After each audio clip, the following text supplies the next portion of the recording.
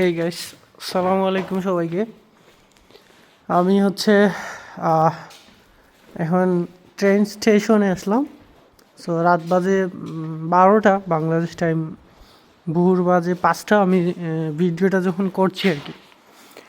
So let's see, দেখি আসলে train কখন আসে, কারণ ডেনমার্কে পাবলিক ট্রান্সপোর্টেশন 24 ঘন্টায় ওপেন থাকে। শেষ রাতের দিকে একটু লেট করে করে ট্রেনগুলো আসে, বাট 24 ঘন্টাই থাকে। দিনে যেখানে 5 মিনিট 7 মিনিট পর পর ট্রেন আসে, সো রাতের বেলা আসলে 20 মিনিট পর পর আসে, এটাই পার্থক্য।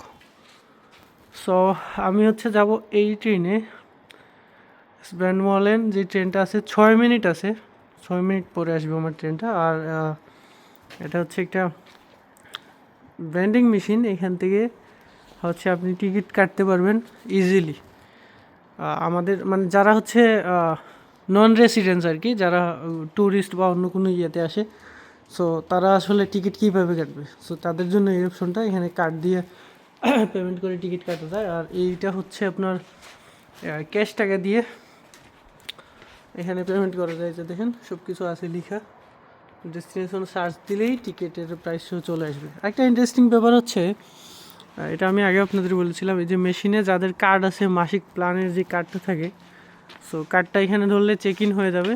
চেক ইন হওয়ার পর নর্মালি আপনি ট্রেনে ওঠার আগে চেক ইন করবেন, অ্যান্ড যখন হচ্ছে ডেস্টিনেশনে পৌঁছে যাবেন, নামার পর আবার এইভাবে হাত চেপে ধরলে এটা চেক আউট হয়ে যায়।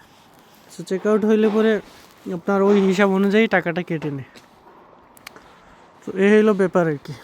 আর আমরা যারা আছি নর্মালি আমরা আনলিমিটেড ট্রাভেল কার্ড কেটে নেই, টিকিট কেটে নেই, যেটা হচ্ছে আনলিমিটেড 1 মাসের জন্য এত ইউরো দিয়ে কাটলাম, পুরো মাস হচ্ছে আনলিমিটেড যাতায়াত করতে পারবো, কোনো লিমিটেশন নেই।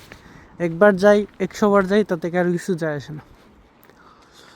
সো 4 মিনিট আছে আমার ট্রেনের, ট্রেন আসলে পরে উঠে যাব। আর এগুলো হচ্ছে ইলেকট্রিক্যাল ট্রেন, আমি ম্যাগনেটিক ইলেকট্রিক আর কি যেটাকে বলে। এই যে আমি যদি একটু দেখানোর চেষ্টা করি, এই যে উপরে হচ্ছে কারেন্টের তারগুলো, সো এটা ইলেকট্রিক কারেন্টের সাপ্লাইয়ের মাধ্যমে চলে, এই জন্য ট্রেনের মধ্যে কোনো সাউন্ড হয় না। ইভেন অনেক দ্রুত যায়, অনেক দ্রুত, ব্রেকও করে অনেক দ্রুত। আবার ট্রেন যখন ছাড়বে তখনও অনেক দ্রুত, 2-3 সেকেন্ডের মধ্যে ফুল স্পিড উঠে যায়। আর এটা হচ্ছে একটা বসার জায়গা, এই যে বেঞ্চগুলো। সো নর্মালি যখন স্নো পড়ে তখন এগুলার নিচেই বসতে হয়, এছাড়া উপায় নেই। সো এই হলো অবস্থা। নেক্সট কোনো ভিডিওতে আবারও ইনশাল্লাহ আপনাদের সাথে শেয়ার করবো অন্য কোনো কিছু। ততক্ষণ পর্যন্ত সাথেই থাকুন। আল্লাহ হাফিজ।